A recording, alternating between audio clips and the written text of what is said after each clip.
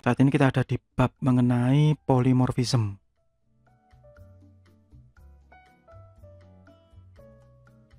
Jadi sebelum kita melangkah lebih lanjut di bab ini, kita pahami dulu artinya polymorphism. Polymorphism ini kalau ditinjau dari sisi bahasa itu poly itu many atau banyak, morph itu form atau bentuk. Jadi banyak bentuk, nah begitu. Dan biasanya polymorphism ini sebagai lanjutan dari OOP, Object Oriented Programming. Jadi bagi Anda yang belum melihat video tentang OOP, silahkan cek di playlist untuk mengetahui terlebih dulu. Bagi yang sudah, silahkan dilanjutkan. Biasanya di polymorphism ini fokus kita ada di overloading, yaitu satu metode, satu prosedur atau function yang memiliki nama sama tetapi memiliki parameter atau implementasi yang berbeda-beda. Biasanya digunakan untuk turunan kelas, ya, untuk turunan kelas begitu. Dan overriding, maaf saya kebalik ya. Ada yang overriding itu tadi, yang turunan kelas, yang overloading ini namanya sama persis tetapi isinya yang berbeda-beda.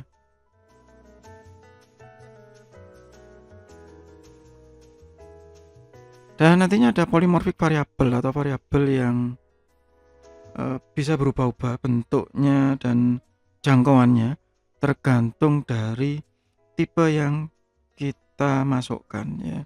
Tipe yang kita masukkan, misalnya ya, nanti jangkauan-jangkauan tertentu. Nah, sebelum itu nanti saya akan berusaha mendemokan, saya akan melanjutkan demo yang dari video sebelumnya, dari Introduction to OOP. Bagi Anda yang belum melihat, sekali lagi silahkan dicek di playlist. Dan di demo ini saya menggunakan Visual Studio 2017 Community Edition. Ya, saya menggunakan Visual Basic hanya untuk kecepatan saja dalam eksekusi dan kemudahan dalam menunjukkan inheritance, ya, kelas diagram dan yang lain. Ya, bagi Anda yang menggunakan bahasa pemrograman lain, silahkan dipahami konsepnya karena nanti akan sama meskipun beda sintak. Misalnya pada saat kita melakukan override, melakukan overload itu akan beda. Kemudian nanti ada lagi yang not override, not overload. Nah, begitu. Kalau di tempat lain mungkin ada finalize, ya, kalau di Java, di C, ya, ada non-shareable begitu. Ya, series. Nah, itu beda sintak tetapi secara konsep sama nanti di berikutnya. Nah, sebelumnya kita perkenalan dulu, ini lanjutan dari OOP sekali lagi. Metode yang sama itu atau prosedur atau function yang sama itu bisa memiliki implementasi yang berbeda-beda, ya, bisa memiliki implementasi yang berbeda-beda tergantung apa, ya, tergantung sifatnya. Nah, sifat ini bisa ditentukan berdasarkan kebutuhan, ya, jadi misalkan kalau di sintaksis yang real, ya, di sintaksis yang real misalnya ada message box begitu. Nah, message box ini memiliki banyak sifat. Kadang hanya diberi teks saja bisa, kadang bisa diberikan caption, kadang bisa diberikan opsi untuk menampilkan tombol tertentu. Mungkin Anda sering menemukan tombol konfirmasi, ya. Tombol konfirmasi apakah yakin akan menyimpan data, nah gitu, yes no gitu. Tapi ada juga yang yes no cancel misalnya, kemudian abort, retry, ignore, nah begitu. Nah, itu semua termasuk di dalam itu, ya. Jadi sama-sama message box tetapi parameternya beda-beda. Ada yang 2 tombol, ada yang 1 tombol, ada yang 3 tombol, ada yang hanya sekedar diklik OK tidak mengembalikan nilai apapun begitu, ya. Ada yang pakai yes no yang harus dicek terlebih dulu, ya, apa nanti yang dilemparkan oleh message box tadi, ya. Nah, itu overloading, ya. Bisa juga overriding karena beda, ya, beda kelas, yang satu di base kelasnya, yang satu di child class-nya. Ya, di child class-nya itu nanti kita akan lebih jelas lagi di prakteknya ya. Nah, sebelum kita memulai itu, maka kita kenalan dulu dengan dasar-dasarnya ya. Ada konstruktor yang pertama. Ini di video sebelumnya saya sudah mendemokan sekilas ya tentang konstruktor, yaitu menggunakan kata new. Yang biasanya ini di overload ya konstruktor ini. Jadi pada saat kita mendeklarasikan pertama satu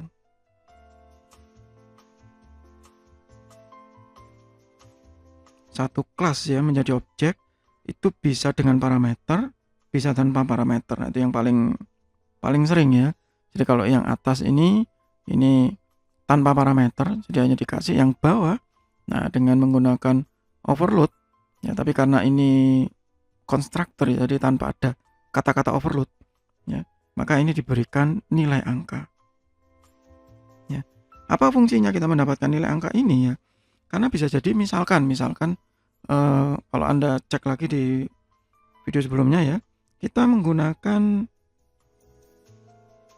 button ya, menurunkan button. Nah, pada saat menurunkan button ini,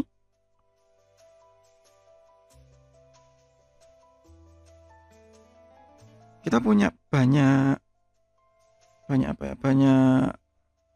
opsi ya. Kalau kemarin atau di video sebelumnya ya, ada button close dengan warna merah dan huruf putih. Nah, warna merah dan huruf putih ini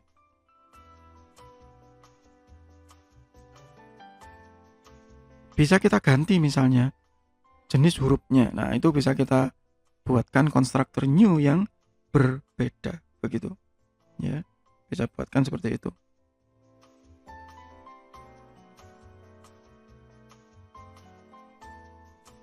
Kemudian ada destructor. Destructor ini kalau Anda melihat lagi video tentang variabel ya, di video tentang variabel itu saya membahas mengenai kotak-kotak memori atau address itu ya, yang saya bilang bahwa kadang-kadang waktu kita mendeklarasikan variabel, kemudian variabel itu jangkauannya sekilas ya, maka seringkali gitu variabel itu tidak lepas dari memori ya, Nah, pada saat tidak lepas dari memori itu ya, nanti akhirnya jadi stack overflow segala macam. Tapi kalau kita di object oriented seperti ini ya, kita bisa memastikan bahwa objek tersebut betul-betul hilang ya, use for resource clean up ya, sehingga dia betul-betul destroy ya, destroy dengan kata-kata finalized ya. Meskipun pada dasarnya dia itu memang sebenarnya finalize sendiri kok ya, final sendiri, cuman ini biasanya memastikan ya. Kebanyakan juga ini untuk misalnya koneksi database jadi memastikan bahwa koneksinya betul-betul di close ya, memastikan bahwa koneksinya betul-betul di close dan tidak ada lagi yang tersisa ya,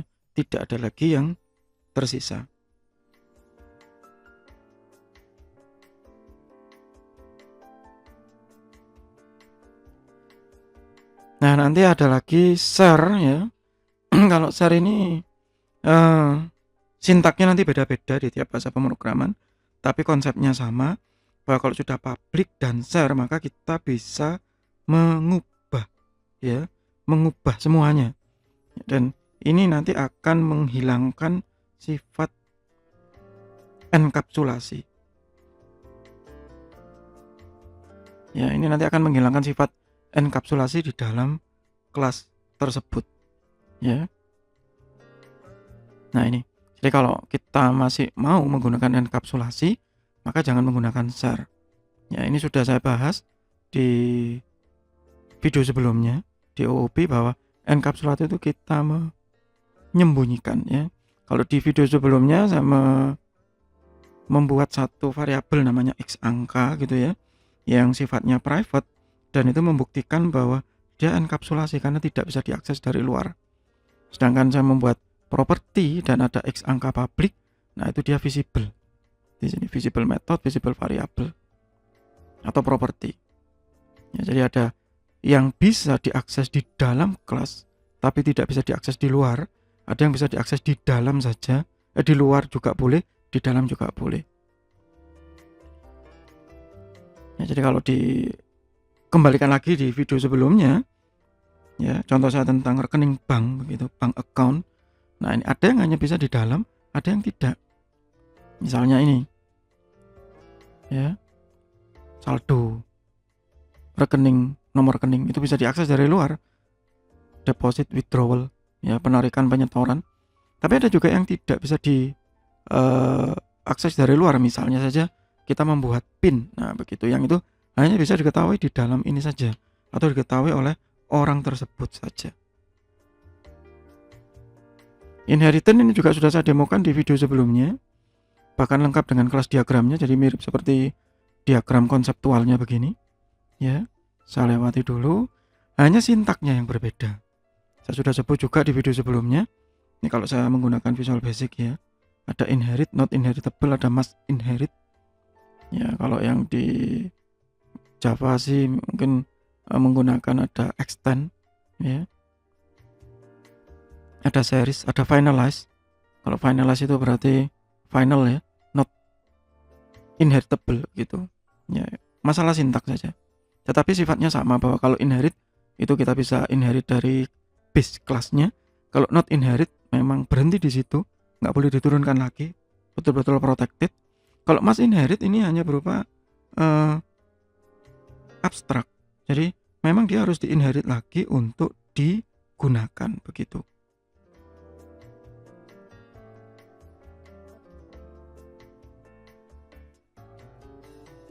Nah ini sama dengan ini ya, subclasses ini juga sudah saya demokan di video sebelumnya, ini juga sama ya. Dan seperti yang saya sebut di video sebelumnya, bahwa kalau kita menggunakan contoh-contoh begini nih, contoh yang abstrak gitu ya, tidak terlihat. Nah begitu biasanya keluhannya mahasiswa begitu, lah contohnya nggak kelihatan Pak. Ya sama dengan contoh sebelumnya ini, anjing misalnya, ada anjing, ada terrier turunannya, begitu nggak kelihatan, itu kan nggak manfaat untuk pemrograman ya. Saya pakainya di mana nggak kelihatan apapun. Nah itu makanya di demonya saya pasti menyampaikan dengan cara visual saja itu, supaya terlihat bahwa oh ini ya seperti ini begitu ya, seperti ini contohnya.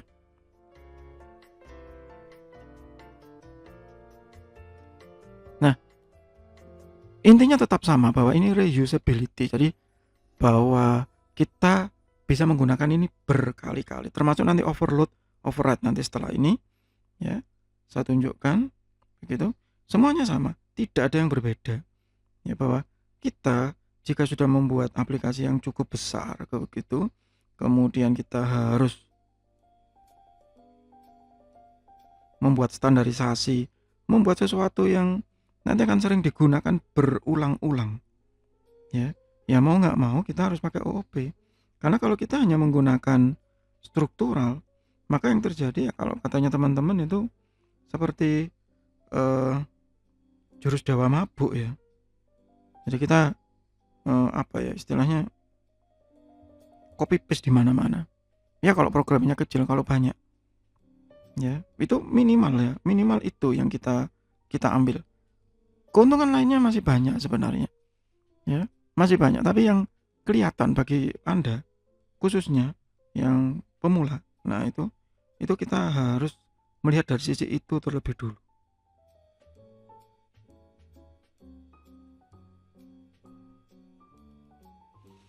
Each object created from the class can have its own property.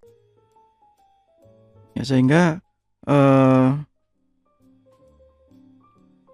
contoh yang bermanfaat itu mungkin lebih apa, kalau bahasa Jawanya lebih nyantol gitu ya, dibandingkan kita menggunakan contoh-contoh yang abstrak. Jadi sekali lagi, setelah ini saya tunjukkan demonya, dan jangan terpaku dengan sintaks. Ya, saya selalu sebut itu berkali-kali. Jangan terpaku dengan satu bahasa pemrograman, ya. Jika Anda sudah memahami konsepnya, maka semuanya akan berjalan lancar dan Anda akan dengan sangat mudah menguasai bahasa yang lainnya. Nah, kemudian kalau ditanya ya,